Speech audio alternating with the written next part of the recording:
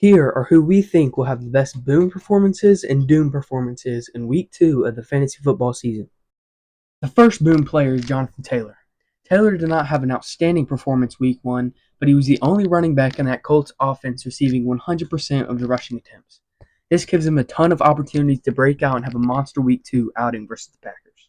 The second boom player is Josh Jacobs.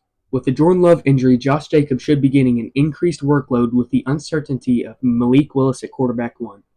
He racked up 84 rushing yards on 16 attempts versus Philly. We think he will have a major role in this offense without Jordan Love, leading to a great Week 2 performance. The third and final Week 2 boom player is Keon Coleman. In the Bills matchup versus the Cardinals, we saw how Josh Allen carried that offense to the win.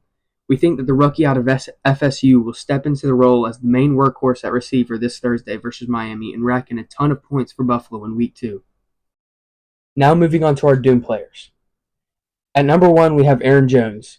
Aaron Jones had a great performance Week 1, but with Sam Darnold showing that he can hold his own, we think they will utilize their star receivers a lot more in their matchup versus the 49ers on Sunday. Our second doom player is Jayden Reed. Jayden Reed had a phenomenal fantasy performance in their season opener versus Philly, racking up 33.1 fantasy points and was the leading scorer in fantasy this week. Late in the game, Jordan Love was injured, which is not ideal for Jayden Reed because now he's having to catch passes from Malik Willis. That leaves us to believe that Jayden Reed will not have a dominant week like he did last week. Our third and final doom is Stefon Diggs. Stefon Diggs caught 2 touchdown passes on only 36 receiving yards.